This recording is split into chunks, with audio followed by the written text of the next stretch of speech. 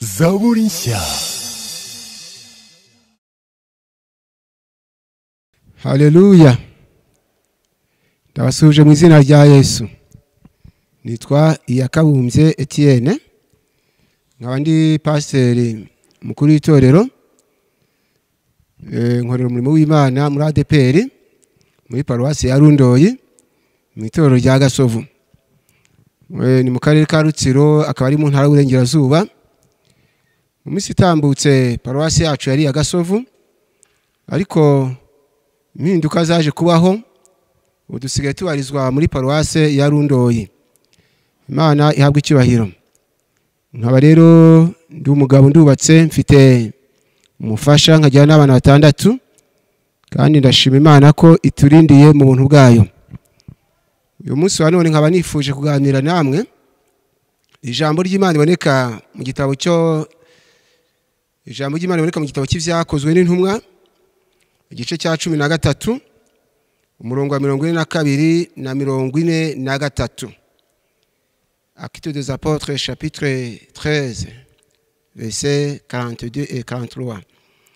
Ibyakozwe n'Intumwa igice cya 13, umurongo wa 42 na 43.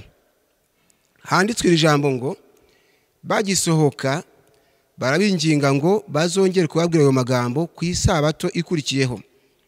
43. Iteraniro risohotse, benshi mu Bayuda n'ababakurikije bakubaha Imana bakurikira Pawulo na Barinaba, nabo bavugana nabo, barabahugura ngo bashishikarire kuguma mu buntu bw'Imana. Haleluya.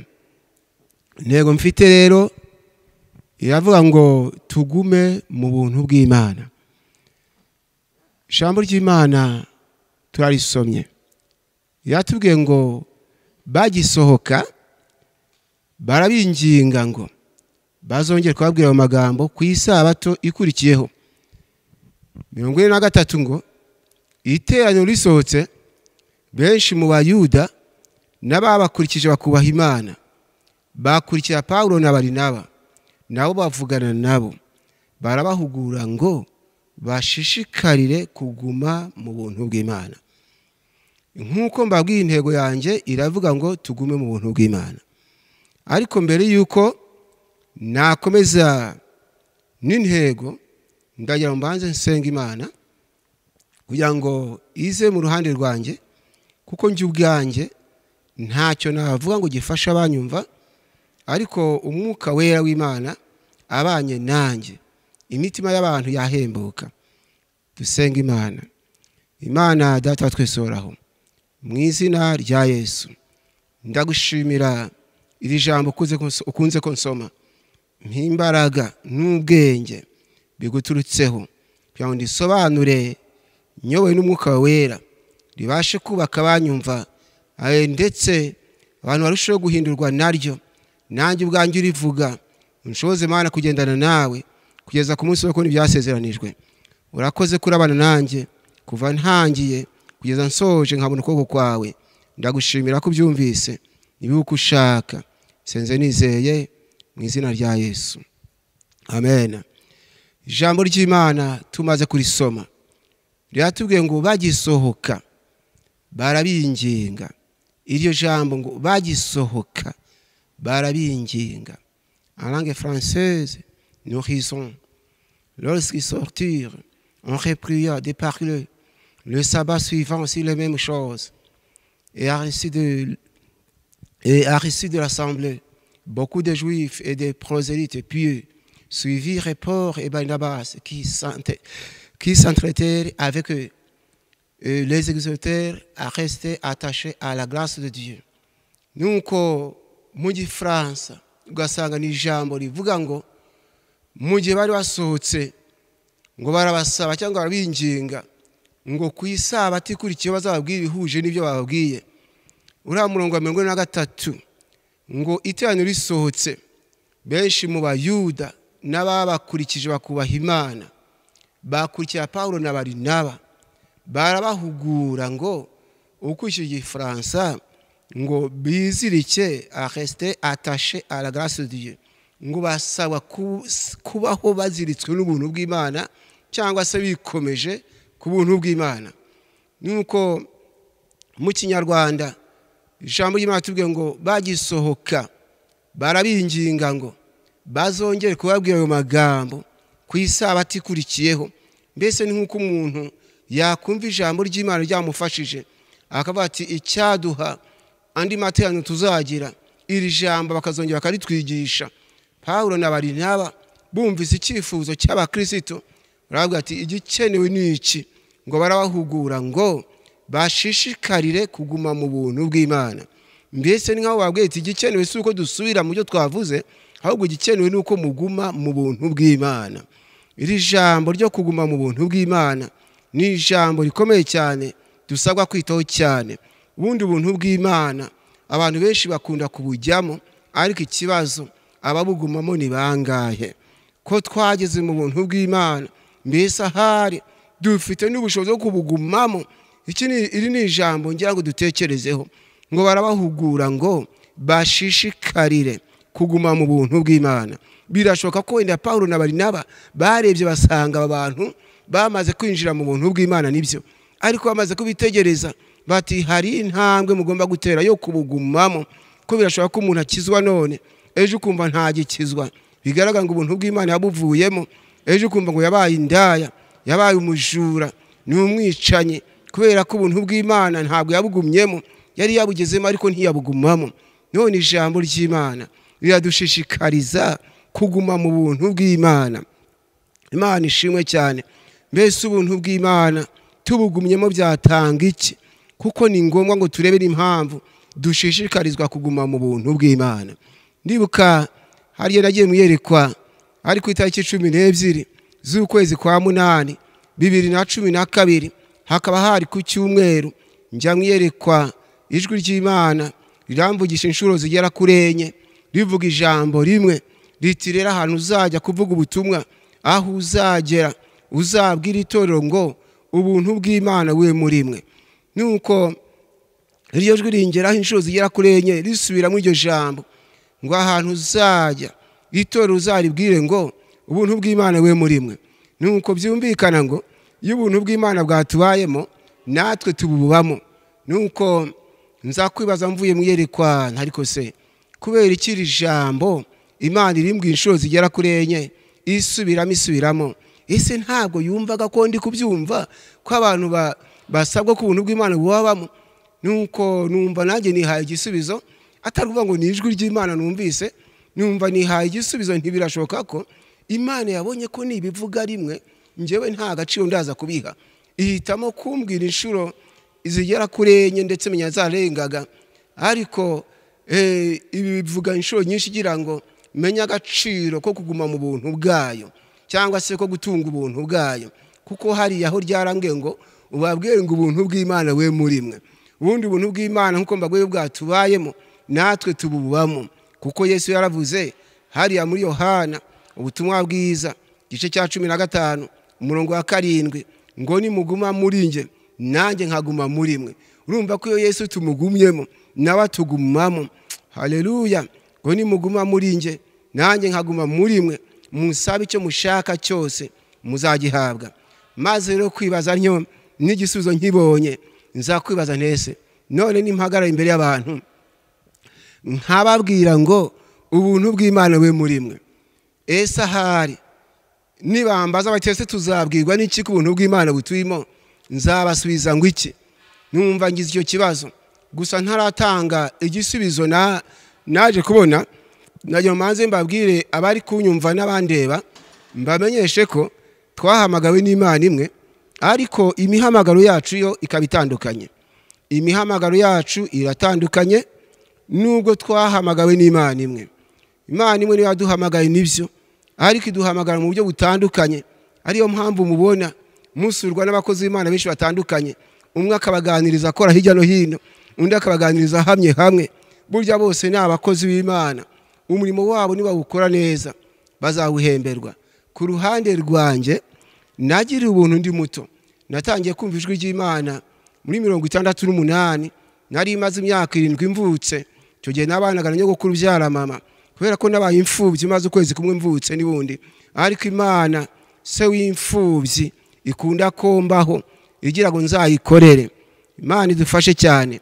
Ntabwo ndarondora ubuhamya kubera ko nibundi nagiye mbutanga kenshi kandi kuri YouTube channel yanjye muzajya mubwumva birumvikana.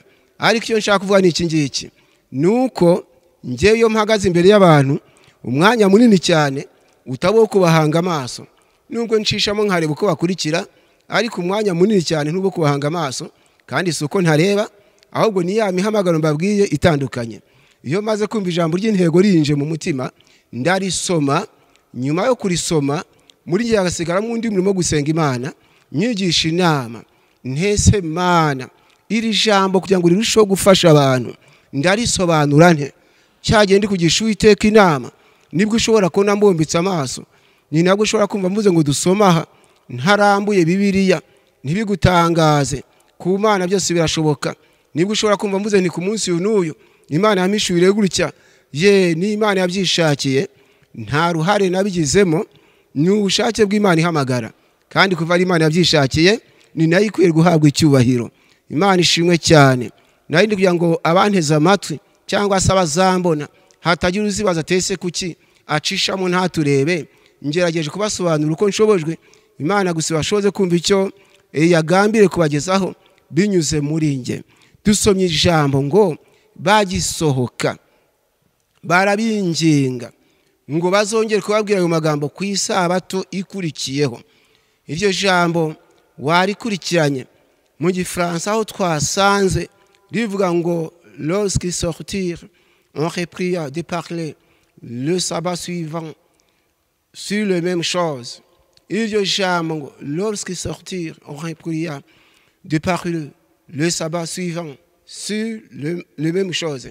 Ngo ubwo basokaga nuko ngo barabasaba cyangwa se barabinginga ngo bazongere babwire ku isabato mbega izakurikiraho, ngo bazababwire ibihuje n'ibyo bababwiye.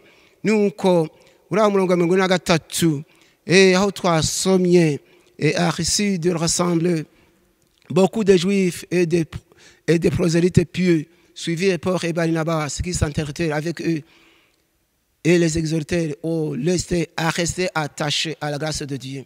Nuko iri jambo ugasanga ravuga ngo Arisi de rassembler iteraniro risohotse cyangwa se rihumuje beaucoup de juifs et des prosélytes pieux suivirent Paul et Barnabas qui s'entretenaient avec eux et les exhortèrent à rester attachés à la grâce de Dieu.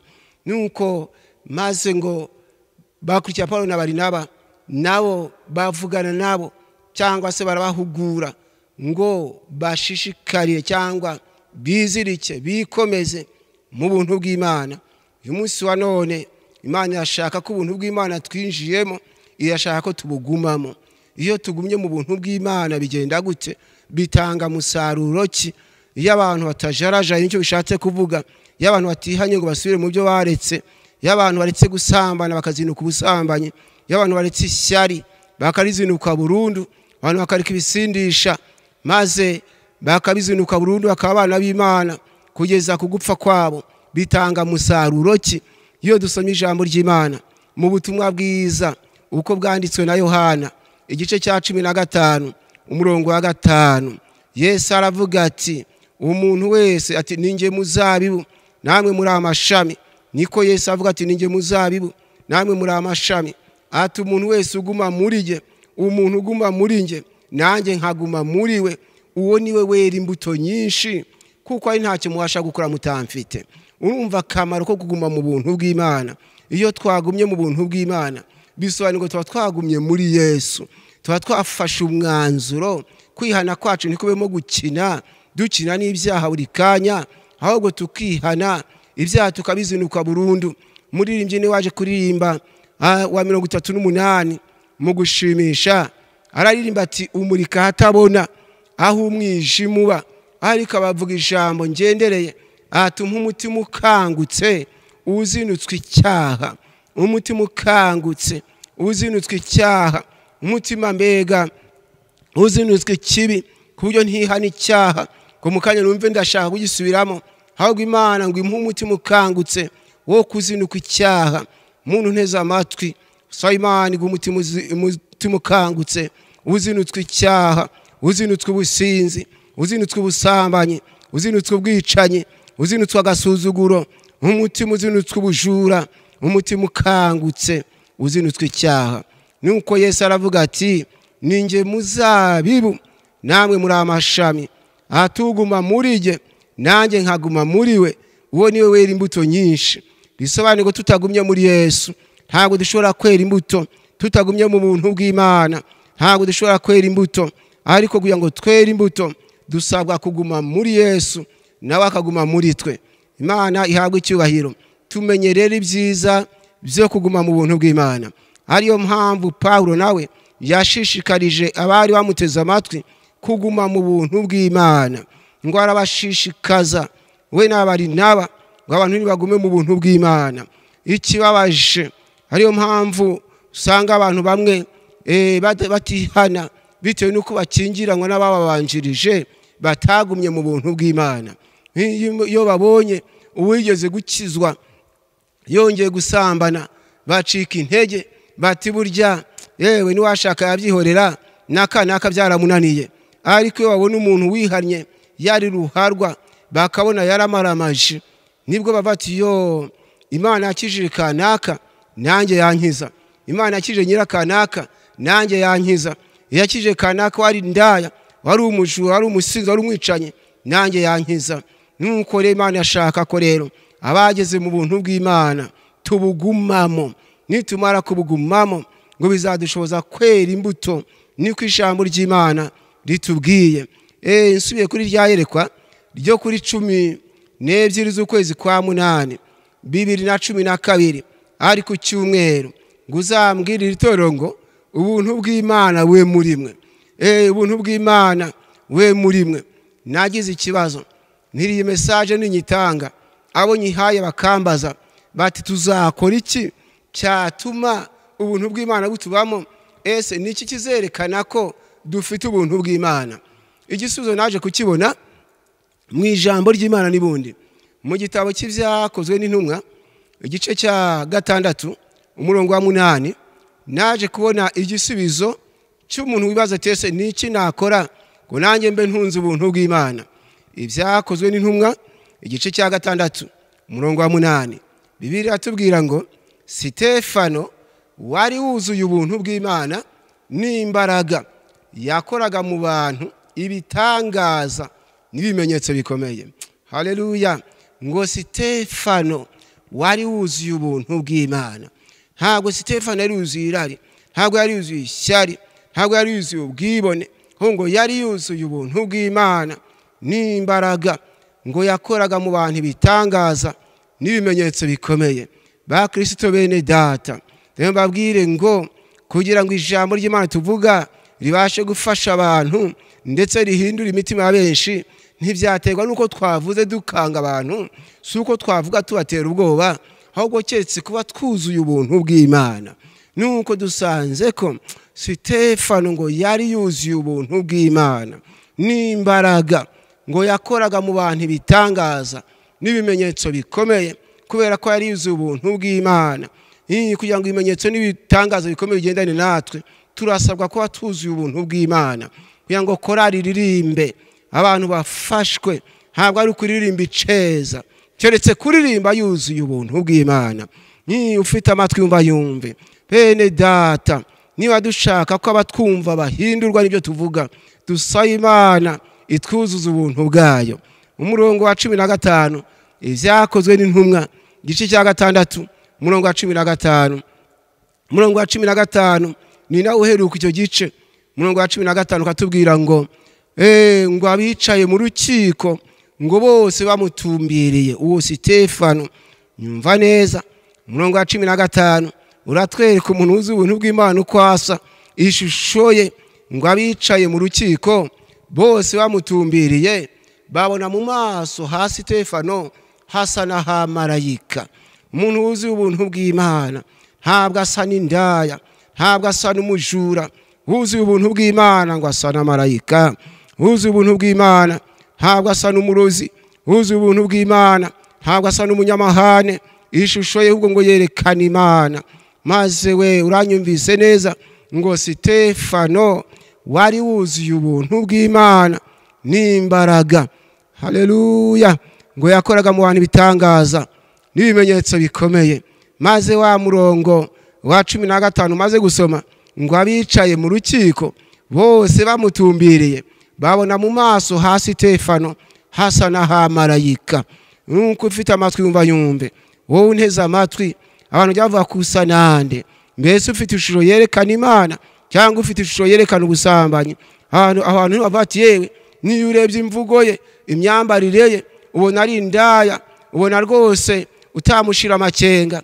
Iyo avuga niyo areba ubona ashobora kuba ari umusambanyi, niye ushobora no kuba wareba nk'umujura, kuko buryo ushobora gusura umuntu yakwereka aho wicara watangira kurangaguza ukoza amaso hariya na hariya akakwitegereza, aturiya muntu ashobora kuba yakwiba. Imana irashaka ko ishusho yawe yerekana Imana niba wuzuye ubuntu bw'Imana kandi ufite amatwi yumva yumve. Urasa nande? Ko Sitefano tubwiwe ngo yari yuzuye ubuntu bw'Imana n'imbaraga. Nuko ngo abicaye mu rukiko bose bamutumbiriye babona mu maso ha Sitefano hasa na marayika. Ufite amatwi yumva yumve. Ubwo ndizera ko mwanteze amatwi ikizagaragaza ko dufite ubuntu bw'Imana n'ishusho yacu izabyerekana. Imana ishimwe cyane. Ndakomeje n'intego yanjye yo kuguma mu buntu bw'Imana. Haleluya. Dusoma Abakolosayi igice cya 2 umurongo wa 6 n'uwa 7. Urwandiko Pawulo yandikiye Abakolosayi igice cya 2 umurongo wa 6 n'uwa 7. Handitswe iri jambo ngo nuko rero nkuko mwakiriye Kristo Yesu umwami wacu. Umurongo wa 7 ngo abariko mugendera muri we mushoreye imizi muri we kandi mwubatswe muri we mukomejwe no kwizera nkuko mwigishijwe mufite ishimwe ryinshi risesekaye. Haleluya. Ngira ngo munteze amatwi turi ku ijambo ryo kuguma mu buntu bw'Imana. Pawulo yandikira Abakolosayi bari baramaze kwakira agakiza, baramaze kwinjira mu buntu bw'Imana. Arabandikira ati nuko rero nkuko mwakiriye Kristo Yesu umwami wacu, ati abariko mugendera muri we, abariko mugendera muri we. Uwo murongo nyine wa 7 ndagukomeje ngo mushoreye imizi muri we kandi mwubatswe muri we mukomejwe no kwizera nkuko mwigishijwe mufite ishimwe ryinshi risesekaye. Ndagira ngo turebe iri jambo ngo nuko rero nkuko mwakiriye Kristo Yesu.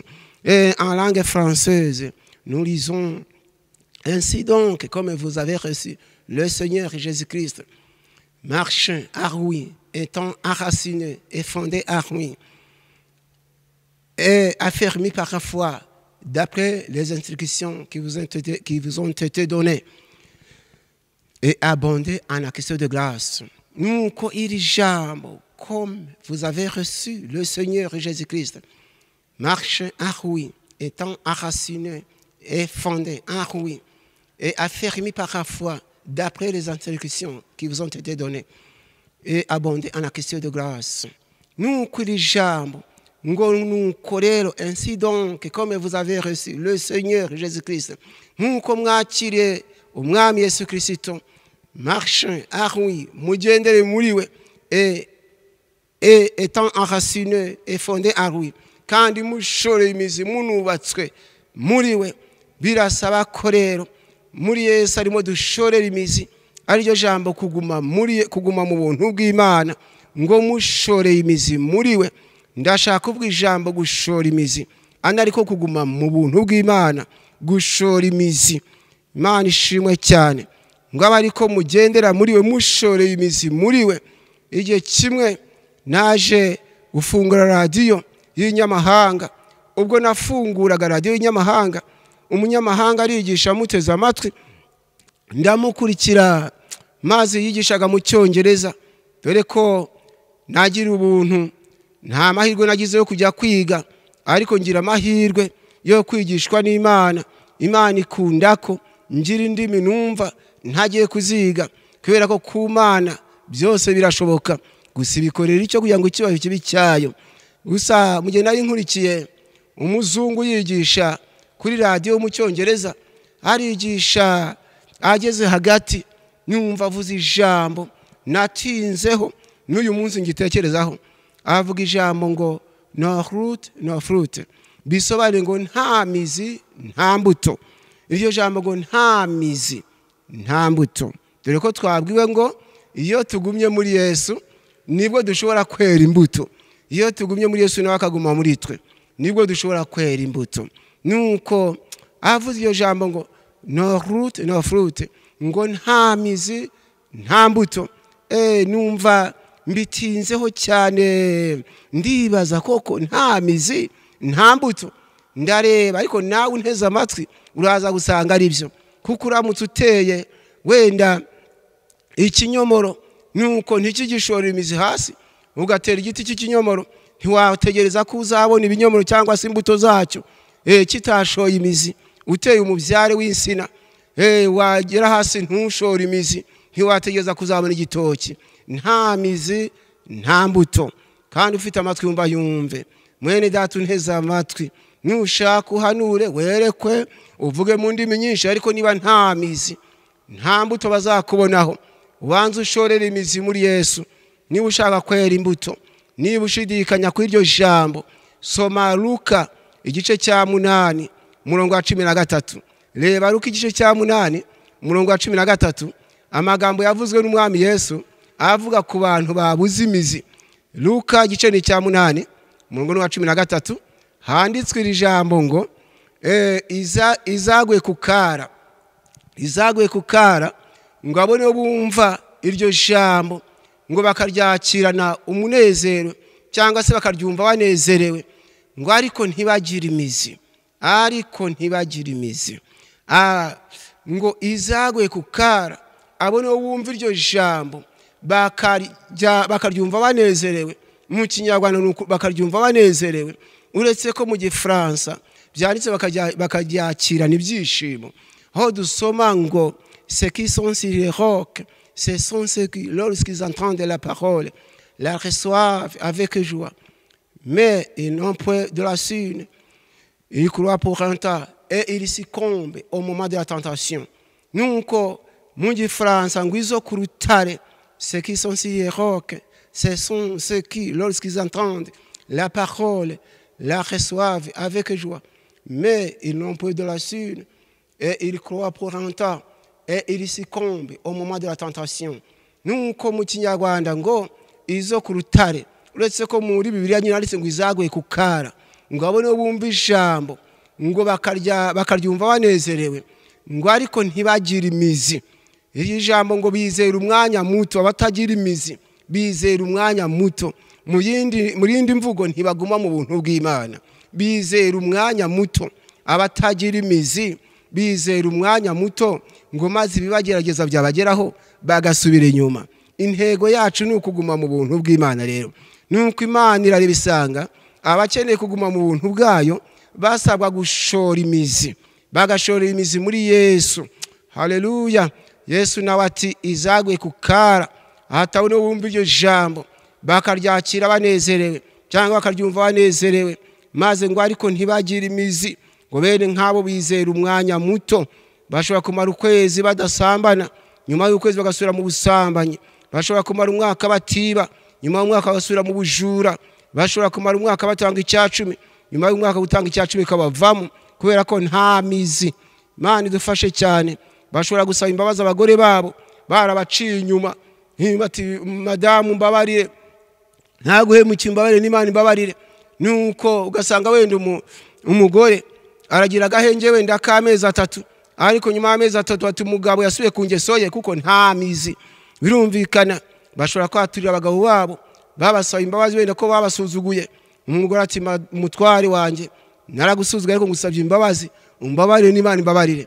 Ariko uyu mugore yatagira imizi, ngo ashobora kumara igihe gito wenda yubaha umugabo we, nyuma y'igihe gito agasubira ku ngeso ye, nta mizi. Imana idufashe cyane. Nuko ngo bene nk'abatagira imizi ngo bizera umwanya muto. Imana idufashe cyane ngo maze ibibagerageza byabageraho bagasubira inyuma. Abatagira imizi bizera umwanya muto, abo nibo batukwa imihamagaro igakama, abantu batinda kubona abagabo bakishingira bakaba abagore ba kabiri kubera ko nta mizi bafite mu gakiza. Abo nibo bapfakara bakabindaya kuko nta mizi. Abo nibo bakena bakiba bagasambana. Abo nibo babona batinze kubyara bakajya mu bapfumu. Abandi babona abagore batinze kubyara bagaca inyuma y'abagore bakajya mu busambanyi kubera iki nta mizi. None Imana irashaka ko abakristo bashorera imizi muri Yesu. N'iki Imana ishaka nuko umugaragu w'Imana Pawulo umwuka w'Imana murimo abwira abakolosayi ati nuko rero nkuko mwakiriye Kristo Yesu umwami wacu, ati abariko mugendera muri we, abariko mugendera muri we. Iri jambo waryumvise neza comme nous venons lire en langue française. Ainsi donc, comme vous avez le Seigneur Jésus-Christ marche en ruine, étant enraciné et fondé en ruine, et affermi par la foi, d'après les instructions qui vous ont été données, et abondé en action de grâce. Nous, Kirijambo, comme mwakira Kristo Yesu, abariko mugendera muri we, kandi mushoreye imizi muri we, mukomejwe no kwizera, mwubatswe muri we, mukomejwe no kwizera. Imana ishimwe cyane. Et affermi par la foi. Et mes frères et sœurs, nous ne serons jamais affermis par la religion, mais nous serons affermis par la grâce de Dieu ou par la foi, comme nous venons de lire. Je pense que vous me suivez. Et nous kuvuga ngo ntabwo tuzakomezwa n'amafaranga, ntabwo tuzakomezwa n'ibyo dutunze, ahubwo tuzakomezwa no kwizera. Nuko Pawulo ati mukomejwe no kwizera nkuko mwigishijwe, ati kandi mufite ishimwe ryinshi risesekaye, mufite amatwi yumva yumve. Noneho rero hariya muri Luka Yesu agaragaza ikibuza abantu kwera imbuto gituma batagira umusaruro, ngo ahanini nuko ijambo bararyumva nibyo kandi bakaryumva bishimye. Batwigishije yewe nukuri nta kimana itakoze yatugendereye, ngo ariko ntibagire imizi. Iyo batagize imizi rero turabwiye ngo bizera umwanya muto. Wowe unteza amatwi ijambo ry'Imana uko uryumva niko urihamamo, aho ntiwizera umwanya muto, aho niwihana mu kanya ukaba ubishingutsemo kubera ko nta mizi. Mbese wowe ko tubwiye ngo abo bantu batagira imizi ngo basubira inyuma, ngo iyo habonetse ibibagerageza basubira inyuma, wowe mu byo wahuye nabyo uhagaze ute? Bitekerezeho. Mbese uri imfubyi, muri ubwo bupfubyi wakomeje gukizwa, wapfaka ukiri muto mu bupfakazi bwawe wakomeje kuba umukristo, cyangwa se warapfapfanye? Ese ahari barakubeshyeye, bakwise umurozi utaroga, wabyitwaye mute mubyeyi unteze amatwi? Aho ntibyagukuye mu itorero ukajarajara, nuko wabuze imizi. None abantu barakoze tese kuki waguye twari tukuze gutya, uti ni intambara zanshubije inyuma, nuko wabuze imizi. Iyo ugira imizi ntabwo waraguye. Imana igwe kunyumva neza. Soma ijambo ry'Imana mu gitabo cy'Imigani igice ni cya 12 umurongo n'uwa 12 n'ubundi. Soma ijambo ry'Imana mu gitabo cy'Imigani igice cya 12 umurongo wa 12, ureba akamaro k'imizi. Iyo dufite imizi twera imbuto, iyo dufite imizi nta kiduhungabanya, iyo dufite imizi inkumi ntabwo zitugusha kubera ko wenda ziyambitse ubusa, zambaye amapasura, ntabwo zituvana mu buntu bw'Imana. Iyo dufite imizi ubutunzi ntibutugusha, iyo dufite imizi mu buntu bw'Imana. Ariko Imana iduhe kumva neza. Urese nkurikiye kandi akurikirane cyane iri jambo uraryumva ute? Ngo izo izagwe kukara, ngo abone wumva ijambo.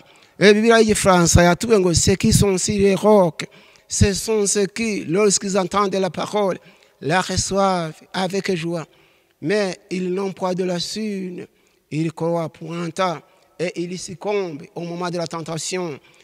Bivuga ngo izo kurutare abo ngabo iyo bamaze kumva ijambo ry'Imana ngo baryakira n'ibyishimo nibyo, ngo ariko ntibagira imizi, ngo bizera umwanya muto, ngo maze bagasubira inyuma mu gihe cy'ibigeragezo. Imana itufashe cyane. Urabyumva ute unteze amatwi? Ndashaka kukubwira akamaro k'imizi. Iyo rero imizi ihari, umukobwa ntagushwa nuko wamusetse ngo asazi iwabo nta mugabo. Iyo imizi ihari, imfubyi ntijya mu bujura kubera ko yaburaye. Oya, nizere kunyumva neza. Imigani igice cya 12 umurongo wa 12 handitswe iri jambo ngo umunyabyaha yifuza gutungwa n'iminyago y'ababi, ariko imizi y'umukiranutsi ituma yera imbuto. Haleluya. Ngo umunyabyaha yifuza gutungwa n'iminyago y'ababi. Ntabwo nzi ukuri kuryumvira iryo jambo. Ngo umunyabyaha yifuza gutungwa n'iminyago y'ababi, ariko imizi y'umukiranutsi ituma yera imbuto. Amena. Wibuke rya cyongereza ngo no fruit, ngo nta mizi nta mbuto, nta mizi nta mbuto, sine sans fruit, nta mizi nta mbuto. Kandi ufite amatwi yumve bigaragara ngo iri jambo raryumvute, imizi y'umukiranutsi ntabwo ari uguhanura gutera kwera imbuto, si ukuvuga mu ndimi nyinshi, oya si ukwerekwa gutera kwera imbuto, ahubwo ngo ni imizi. Imizi ni ituma umuntu yera imbuto, naho igihe yabuze imizi ntabwo ashobora kwera imbuto. Imana ikugenderere cyane wowe unteze amatwi, kuko birashoboka ko wamara kuzuzwa umwuka wera kandi koko wujujwe, ariko wahura n'indaya nk'uko Samusoni ngo yageze mu nzabibu z'itimuna, ngo umugunzi w'intare ngo uramutontomera. Bibiliya iratubwira ngo Samusoni ngo umwuka w'Imana amuzaho cyane, ngo afata wa mugunzi w'intare ngo arawutanyaguza nk'uwatanyaguza umwana w'ihene. Ariko wasoma irindi jambo ngo Samusoni aramanuka ajya i Gaza, ageze i Gaza ngo asangayo maraya. Ntabwo rero Samusoni yibutse ko yuzuye umwuka, ahubwo maraya yaramugushije. Kandi ufite amatwi yumve, ubwo bisobanuye ngo yabuze imizi. Imana yashaka itoro rifite imizi. Imana itugenderere cyane. Nuko ijambo ryumvise ute? Uzasoma Abacamanza igice cya 14 umurongo wa 5 wa 6, n'Abacamanza igice cya 16 uhere ku murongo wa mbere ukomeze, uzabona uko Samusoni yagushijwe n'abagore. Imana itugendere cyane kubera ko habuze imizi. Nuko ariko ndashaka kuvuga ku mizi nyine, akamaro k'imizi. Umwanditsi w'imigani ratubwiye ngo umunyabyaha yifuza gutungwa n'iminyago y'ababi, ngo ariko imizi y'umukiranutsi ituma yera imbuto. Imizi y'umukiranutsi. Amena. Turasabwa kugira imizi. Nongere mbabwire ngo iyi nkumi yambitse ubusa imbere y'umusore ufite imizi nta kimutwara. Iyo umugore aje kukwereka inyinya nziza, uri umugabo ufite imizi mu gakiza, ntacyo bigutwara. Ariko yasanze nta mizi ufite, urarusambanye ugasebesha izina ry'Imana. Aho urasabwa no gushorera imizi muri Yesu, maze bityo Uwiteka agahabwa icyubahiro ku bwawe. Iri jambo ngo umunyabyaha yifuza gutungwa n'iminyago y'ababi, niko mu Kinyarwanda banditse. Aho se wumva hasobanuye ngo iki? Bibiliya y'Igiswahili ikavuga ngo asiye haki hutamani nyavu za asiye haki hutamani nyavu za wabaya, bali shina la wenye haki huleta matunda. Amena. Mwumva iryo jambo, asiye haki hutamani nyavu za wabaya. Ushyize mu Kinyarwanda usanga byanditswe ngo udakiranuka umunyabyaha yifuza inshundura z'ababi. Mbega nibava ngo abajya kuroba nyine, murabizi ko bakoresha nyine inshundura, two tuntu bakoresha baroba nyine ngo twababi, akaba ari tw'umunyabyaha yifuza. Imana idufashe cyane. Ngo ariko bali shina la wenye haki huleta matunda, ariko imizi y'abakiranutsi izana imbuto, yera imbuto. Imana idufashe cyane. Iryo jambo ngo asiye haki le méchant convoite ce que prenne le méchant, mais la racine de juste donne des fruits. Mu Gifaransa anga ngo le méchant convoite ce que prenne le méchant. Ngo umunyabyaha cyangwa se umugome, umunyabyaha ngo yifuza iby'ababi bafite. Birumvikana. Ahangaha rwose birumvikana, yifuza iby'ababi bafite. Ngo ariko ngo imizi y'abakiranutsi ngo ikazana umusaruro cyangwa igatanga umusaruro. Ufite amatwi yumve. Mbese urabyumva ute? Umunyabyaha yifuza gutungwa n'iminyago y'ababi. Bishaka kuvuga iki? Birasaba gusobanukirwa. Njya nkunda kubwira abantu ntibujye ijambo rigira imbaraga iyo habayeho kurisobanukirwa. Bishaka kuvuga iki bene data? ndashaka gutanga ubusobanuro. Birashoboka ko abajura bajya mu iduka ry'abandi bakiba ibitenge, bagasahura ibitenge bataruhiye, wenda igitenge kikaba gifite agaciro k'ibihumbi 30, bakabizana, umujura akazana ibyo bitenge akanyura imbere yanyu ari kubyamamaza ati mfite ibitenge byiza hano kandi ndi kubigurisha ku giciro cyiza, igitenge kimwe ndi kukigurisha 5,000 kandi gikwiranye n'ibihumbi 30. Uyu muntu utagira imizi mu gakiza rero, niko ufite byinshi se bizane banguka, ahubwo ni ufite n'ibitenge n'ijana bime ndabigura. Mwene data, ngo umunyabyaha yifuza gutungwa n'iminyago y'ababi, ariko imizi y'umukiranutsi ituma yera imbuto.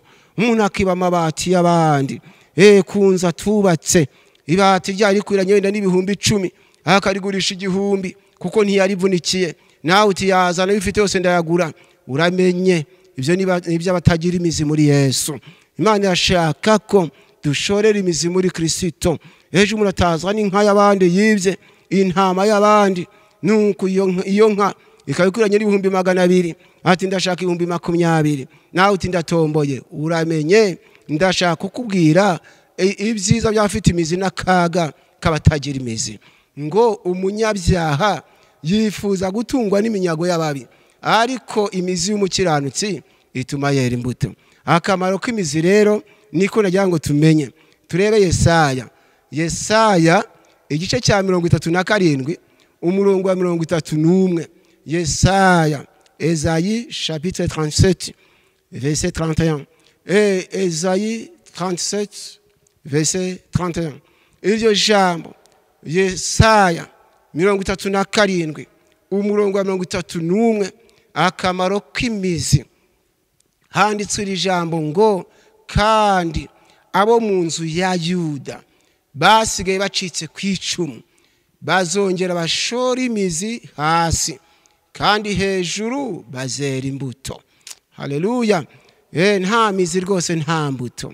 Ngo kandi abo mu nzu ya Yuda, amen, abo mu nzu ya Yuda. Ubu twavugira ijambo ngo abo mu nzu ya Yuda, undi nabo mu nzu ya Isirayeli, kuko Yuda ni mwene Yakobo, Yakobo ari we Isirayeli. Kuko bigaragara ngo niba uri umuzungu niwe uzabyara zitwa umuzungu, niba umwisirayeli abyaye wabyaye nawe n'umwisirayeli. Ngo kandi abo mu nzu ya Yuda basigaye bacitse ku icumu, ngo bazongera bashora imizi hasi, kandi hejuru bazera imbuto. Haleluya. Urumva ikizabanziriza imbuto ni ugushora imizi.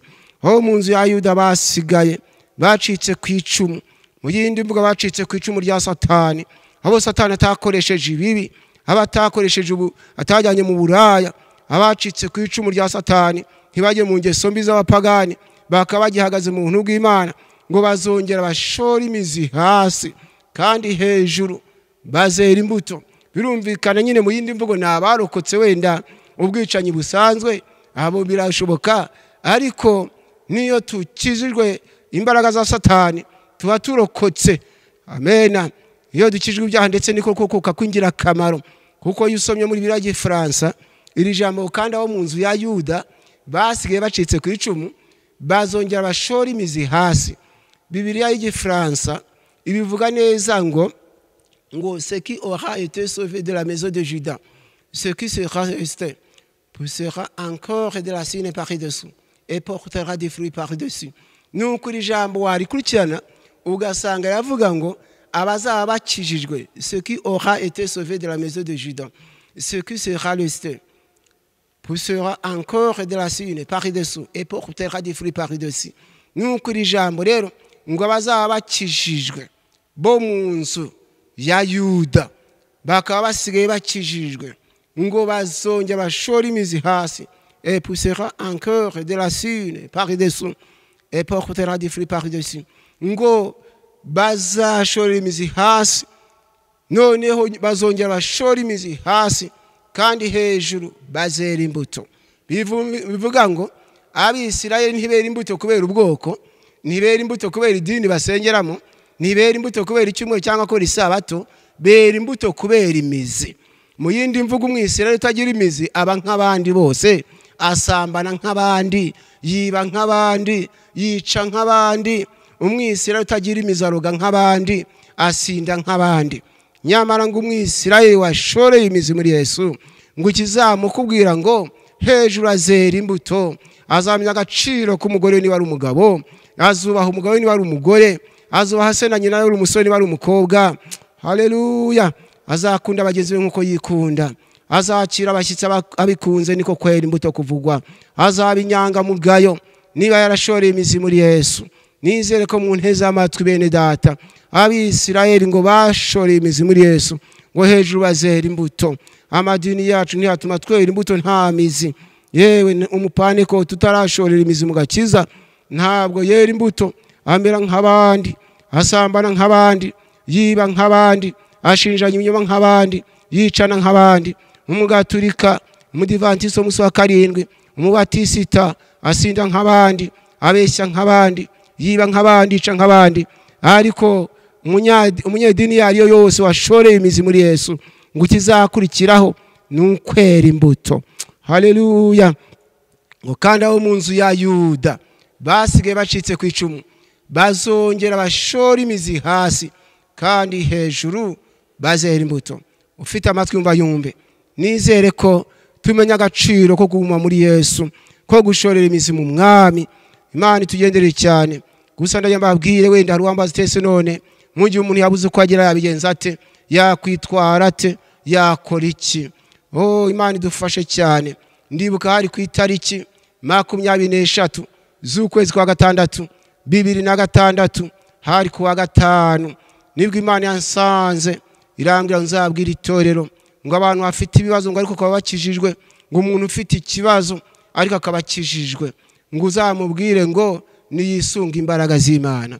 Niba ari imfubyi, niba ari umupfakazi, niba yabuze uko agenza, niba yabuze minerivare y'abana, ngo ntagashakire minerivare mu busambanyi, ahubwo yisunga imbaraga z'Imana. Niba kandi yahuye n'intambara, ntagashakire gutabagwa mu byaha, ahubwo yisunga imbaraga z'Imana. Kandi ufite amatwi yumva yumve. Njya nkunda kubwira abantu ntiburya umuntu avuga uko nako umuntu amenya uko ari uyu munsi, ariko ntamenya uko azaba ejo. Ndibuka nagiye muyerekwa, nyumva neza, nagiye muyerekwa ari ku itariki 26 z'ukwezi kwa munani 2006, hari kuwa gatandatu. Muri iryo yerekwa mbona ndi mu rusengero, mbona ndi kumwe n'umushumba w'itorero, maze turi mu rusengero, ariko muri iryo yerekwa mbona hepfo ya ritari hari intama. Ya ntama ndayitegereza, wa mushumba ava kuri ritari aramanuka arayisanga, arayibwira ati wa ntama we, ati guma mu nzira. Nuko yayibwiye, avuze ati wa ntama guma mu nzira. Ubwo ni nkaho yayibwiye ngo guma mu buntu bw'Imana, kubera ko inzira ivugwa ni Yesu. Namwe murabizi ko Yesu ari we nzira n'ukuri n'ubugingo. Ayibwiye ati guma mu nzira. Intama yavuye iburyo ibumoso, arayigarura ati singwe ngo inzira ni iguma hangaha. Intama irongera agenda, arayigarura iramurushya we. Maze mu gihe amurushaga, ijwi ry'Imana rirampamagara, rirambwira riti genda umfashirize uriya mushumba. Ubwo nagiye ngiye kumufasha, wa mushumba mbonye arambwira ati wenda nanjye naruhuka, ngaho gerageza urebe wenda ko intama yakumvira. Aragenda, intama arayinsigira. Bene data, iyi message ntanga mbangira ngo ubwo Imana yanjye yashatse ko mfasha abakozi b'Imana, abashumba abayobozi batandukanye, ngo intama turebe ko yahama hamwe itajarajaye, kuko niyiguma mu nzira ngo nibwo izabasha no kwera imbuto, nibwo izaba ingirakamaro. Imana idufashe cyane. Intama nanjye irandushya, nkayibwira ntiguma hangahe ikagenda, nkayigarura irandushya cyane. Ariko ubwo yandushyaga, ijwi ry'Imana rirampamagara, rirambwira iti bw'iyo ntama ngo wa ntama we guma mu nzira, ngo kandi uyibwira uti nuramuka uvuye mu nzira ntabwo uzongera kwitwa intama, ahubwo uzitwa ihene. Ufite amatwi yumva yumve.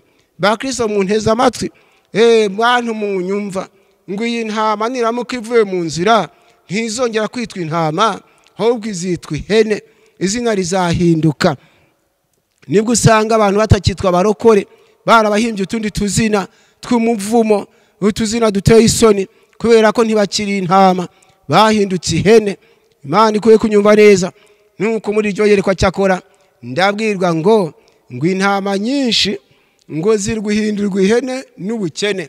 Ngo abenshi Satani yabategera ku bibazo bafite ku mibereho barimo, izari intama akazihindura ihene, abari abarokore bakaba abasambanyi, abandi bakaba abajura, abandi bakaba bicanyi, bakawujya kubeshyera abandi kubera ibiguzi bahawe, ubwo izari intama zigahinduka ihene. Muri iryo yerekwa ndabwirwa ngo ariko nzabwira abantu bafite ibibazo bakijijwe, ngo nzababwire ngo bibuke umuririmbyi wa 361 mu gushimisha, ngo ariko bite ku gice cya gatatu. Nuko natumwe ngo bite ku gice cya gatatu. Igice cya gatatu kivuga ngo naho naba mu bukene Yesu ni umpagije, naho napfusha ibyo nkunda arampaza wenyine, naho imirima yarumba singira icyo nsoroma, naho napfusha amatungo arampaza wenyine. Haleluya. Uyu ni umurimbyi wari ufite imizi bene data, wari warashoreye imizi muri Kristo. Nuko najya nawe nkubwire ngo amajwi aguca intege akubwira ngo uzageza ryari, yabwira uti Yesu ni umpagije. Amena. Yesu arampagije. Amajwi akubwira ati dore wapfaka ukiri muto none uzabahute, yabwira uti rwose niko biri napfaka ndi muto ariko Yesu arampagije. Amajwi akubwira ati ese kureba mwavukiye rimwe babyaye gatatu kane gatanu wowe uzaba gukigeze ryari. Ayo majwi yabwira uti ndakwamaganye Satani, Yesu arampagije. Amena. Kandi ufite amatwi umva yumve, najya mbabwire niko natumwe ngo intama ngo nibishaka kutabihene ije yumva ko ihagijwe na Yesu. Bene data mbamenera ibanga, iyo intama idahindutse ihene amateka arahinduka. Iyo intama idahindutse ihene amateka arahinduka. Wari uzi ko ushobora kurariraho none uyu munsi kuri tariki ya 31 z'ukwezi kwa gatanu 2021 ukarariraho none ejo kwa kabiri ukabwirwa ukaburara, kwa gatatu ukabwirwa ukaburara, nyamara kwa kane cyangwa kwa gatanu intama yaba itarabihene, utarirwanirira, utarasambana, utarajya kwiba, Imana igaca inzira igakingura ijuru, abantu bagatangara baturiya ni nyirakanaka, uriya ni kanaka twabonaga ari nyakwigendera, buriya se bibaye kuriya bitewe n'iki? Burya nuko Imana ije gutabara igasanga intama itarabihene ikiri intama. Wari uzi ko ushobora kuba intama nako kuba ihene uyu munsi wari gutabarwa ejo? Imana igoye kunyumva neza. Uzi ko bashobora guseka ngo usazi wanyu nta mugabo bakakwita mukecuru ngo imvi zaraje, Uwiteka ati nyamara mu mezi 3 mu kwezi kwa 9 ninsanga intama itarabihene, utarishingira, utarajya kuraguza ngo barakuzinze, ukiri mu buntu bwanjye, nzaguhindurira amateka abantu batangare. Ufite amatwi umva yumve, iyo intama itahindutse ihene bene data amateka arahinduka.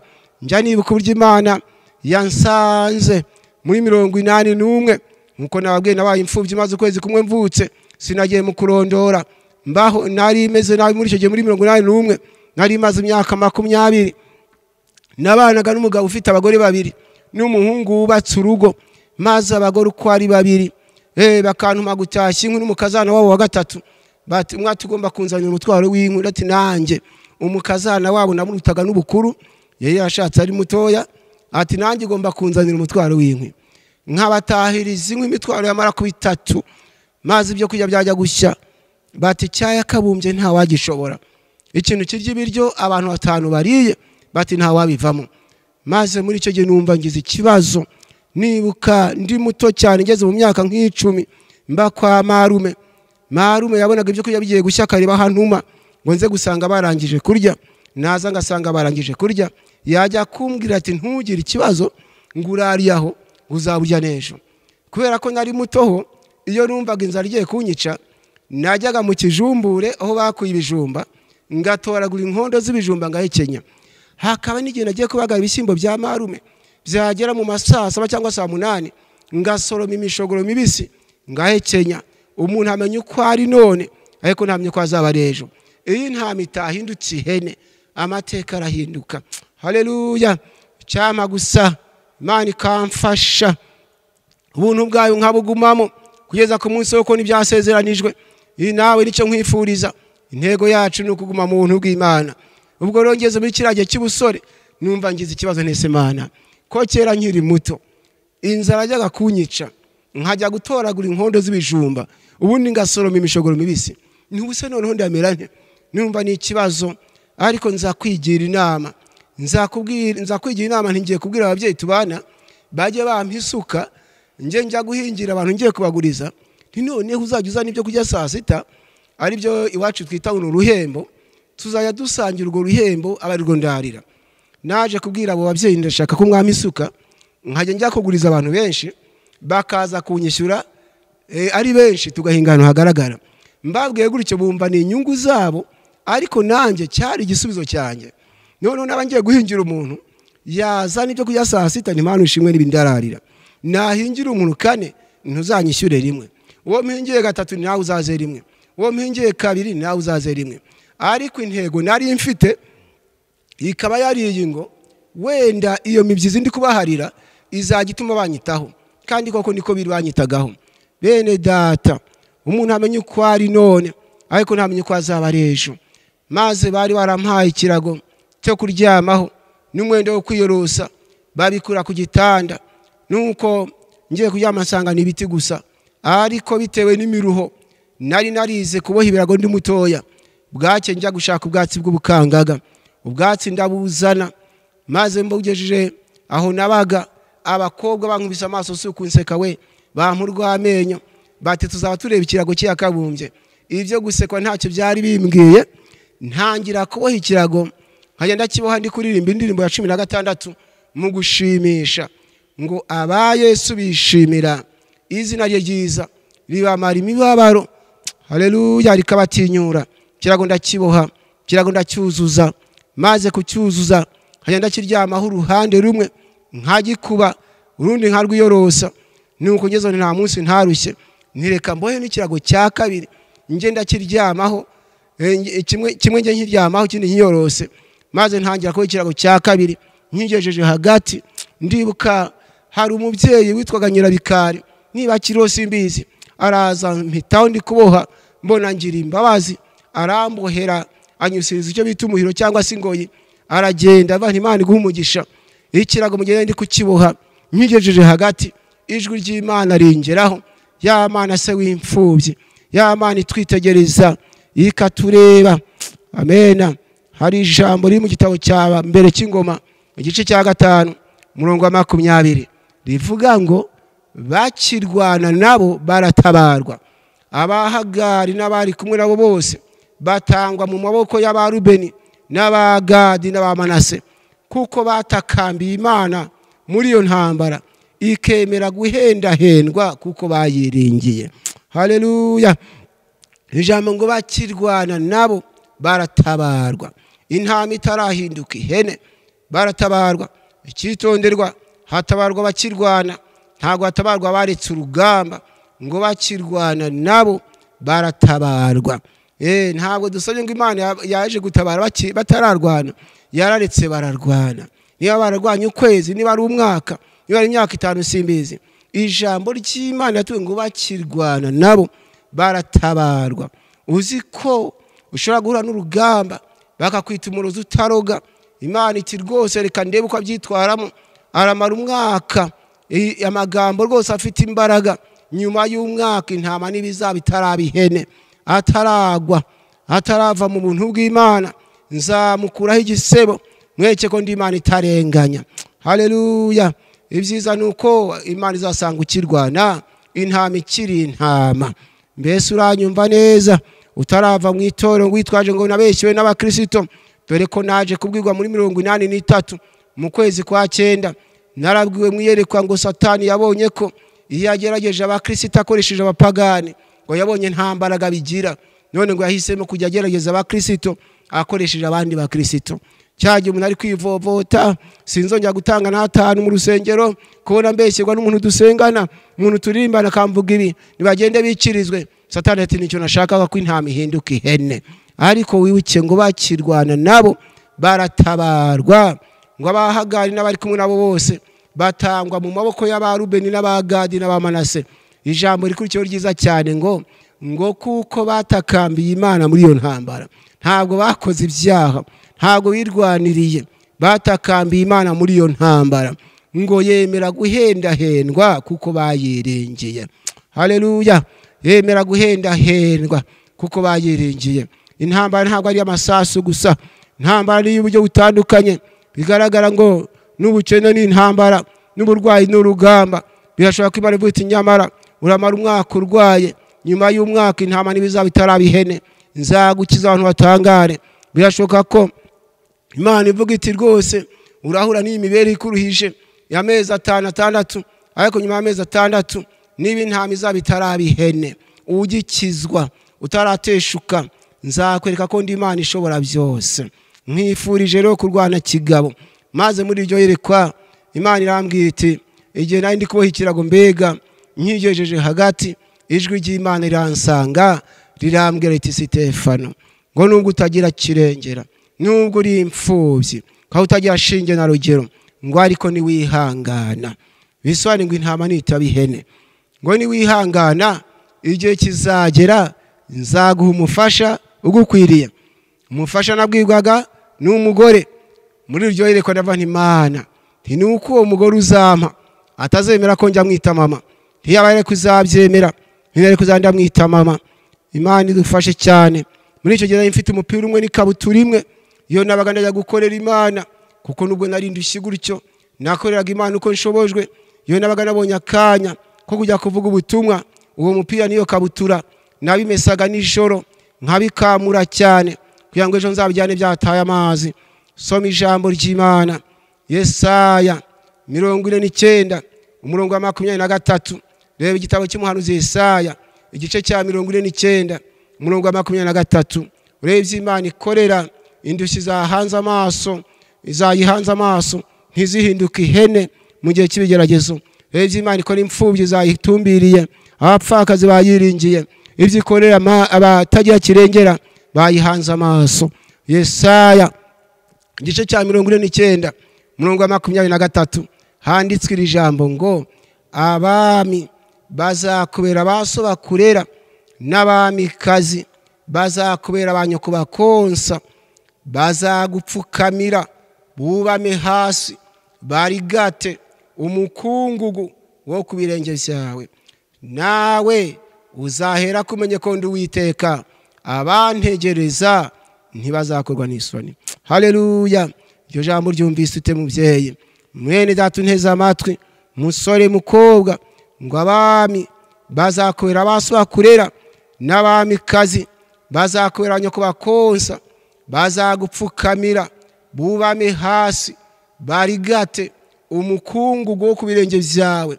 Nawe uzahera kumenye ko ndi Uwiteka, abantegereza ntibazakorwa n'isoni. Nizere ko unteze amatwi, intama nidahinduka ihene ntabwo uzakorwa n'isoni. Kandi twasanze intama ngo ihinduke ihene ari uko ivuye mu nzira, mu yindi mvuga ari uko ivuye mu buntu bw'Imana nibwo ihinduka ihene. Mwene data unteze amatwi, bamaso ko Satani ashaka guhindura ihene. Nubwo ari intama, nibwo uzabona inkumi ikwanika iryinyo mu maso, igusekera buri kanya, iza kukwiringanizaho, naho Satani agira ngo arebe ko intama yahinduka ihene.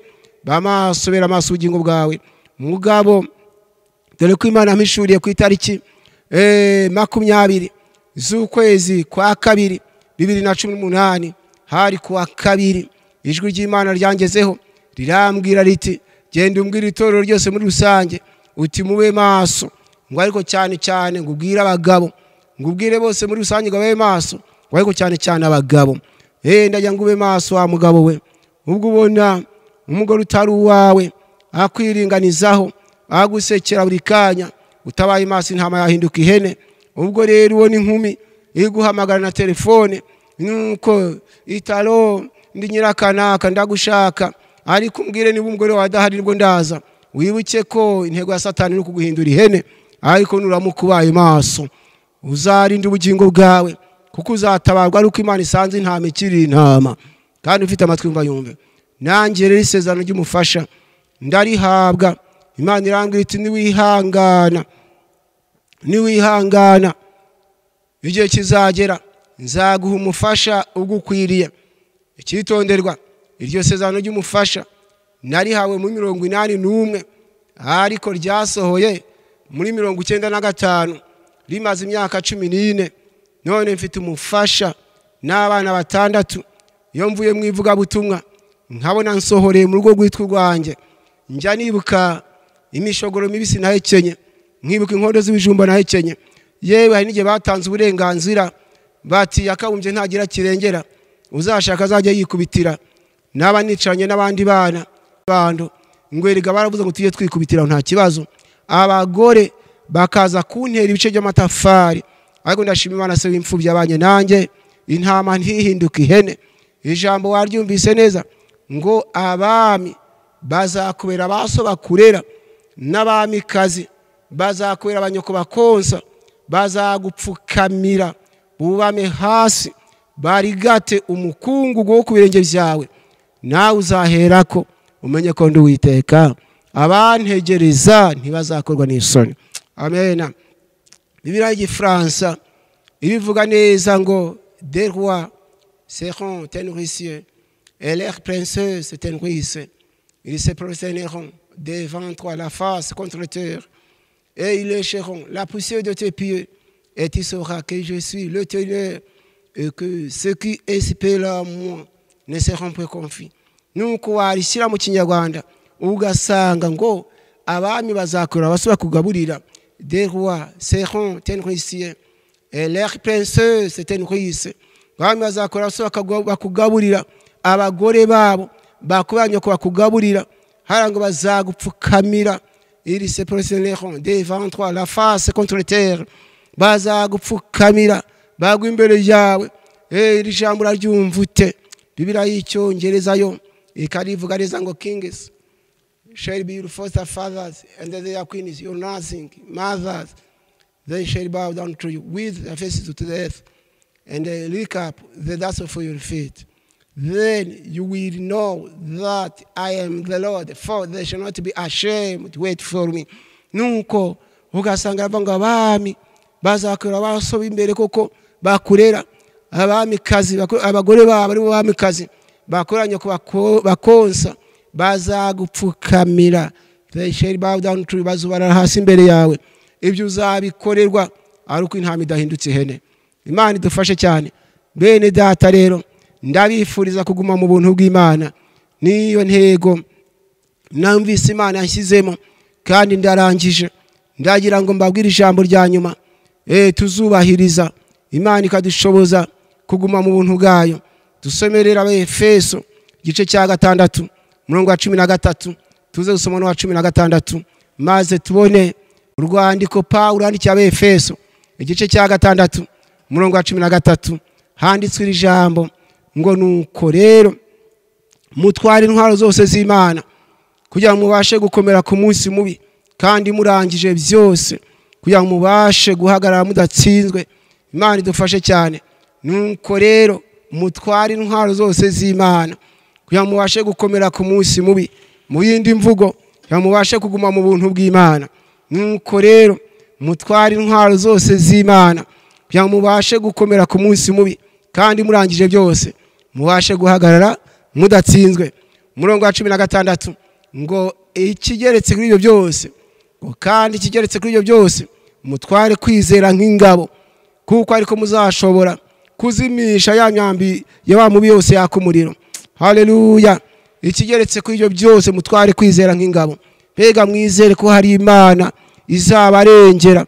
Mwumva neza mudayimoni guca intege ukubwira kutagitabawe mubwira uti mfite kwizera kw'Imana izantabara.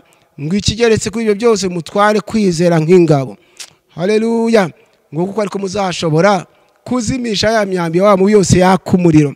Imana ibashoboze rero mutware intwaro zose z'Imana imigambi ya Satani ye kubakura mu buntu bw'Imana. Uwiteka tugendere neza atugendere cyane kandi ubukene ubupfubyi ubupfakazi kubesherwa n'ibindi byose biduhiga ntibikadukure mu buntu bw'Imana. Mbifurije guhagara neza mbifurije kuguma mu buntu bw'Imana nanjye kandi byifuriza kuko nubwo Yesu yaneshereje gusa ntari mvuze nuko mu gihe nari ntegereje gutabarwa ashatse kumpindura ihene asanga nanjye Uwiteka nkomeyeho nibuka ngeze mu myaka 22 nibwo umukobwa yaje ati yakabumbye rwose ku manywa y'ihangu saa 6 z'amanywa singiye kurondora ibyo yavuze byose ni byinshi ariko icyo nshimira Imana nuko yanshoboje guhagara kigabo sime satani urwaho kuko umukobwa yaraje aje ati yakabumbye aturetse wenda ko waburimbwa ati nta kuntu ushobora kunyanga kandi ndi imboga zizanye waba uri umuntu muzima kanga imboga zizanye umva uwo mutego wa satani ariko umukobwa ambwiye atyo numvise ngewe mbyizi zindi imbaraga nibaza izi mboga umukobwa yazanye nibaza niba ari isombe niba ari imbogeri nibaza izo mboga yazanye zarizo ariko nza gusaba Imana imbaraga umukobwa nawe nti wa mukobwa urambabaje tindeye nkubwire nguretse no kunyitimbwa tinaho wanyita n'amabyi ntacyo byantwara amen ndashima Imana se w'imfubye yandinze kubihene umukobwa unyaruhijwe n'ubusa yasubiye iwabo Imana ihabwa icyubahiro kubera ko umukobwa mu gihe yazaga yinjiye mu cyumba cy'inzu nararagamo kandi yohejwe n'umugore muri abo bankoreshaga uburetwa ati genda uje mu cyumba cye nta kuntu arakwanga yakigiyemo nibyo ariko ndashima Imana yandinze kugwa muri uwo mutego nawe rero nguhaye ubuhamya gato singiye kurondora ariko nkwifurije guhagara kigabo intama nidahinduka ihene uzatabarwa Imana itugire neza mu izina rya Yesu reka dusenga Imana Mana data twisoraho ndagushimye mu izina rya Yesu urakoze kubwira ijambo ukunze ko mvuga duha imbaraga zo kuguma mu buntu bwawe mu izina rya Yesu kubera ko twamenye ko ubuntu bwawe nibutubamo ishusho yacu izakugaragaza Stefano wari wuzuye ubuntu bw'Imana n'imbaraga ngo abicaye mu rukiko bose bamutumbiriye babona mu maso ye hasa n'ahamarayika nako tubabarire udushoboze kuguma mu buntu bwawe ishusho yacu yerekane ubuntu bwawe yerekane kuri Imana ishobora byose ishusho yacu yerekane kuri Imana duhamagaye mu izina rya Yesu tanga imbaraga rero abanteze amatwi babashe kuguma mu buntu bwawe kandi imfubyi zigutumbire abapfakazi baguhanga amaso batagira kirengera bakwizere nawe bereke kuri Imana itagikunanira ndagushimira ko wumvise rero turagushimye kuzadukorera utyo Mana ukatwitaho kadushoboza kwizera kugira ngo imyambi ya wa muri satani turasa tubashe kuyizimya intwaro zose zikenewe ukaziduha bityo tukabasha gukomera ku munsi mubi ngushimiye ko nyumvise senze nizeye mu izina rya Yesu amen.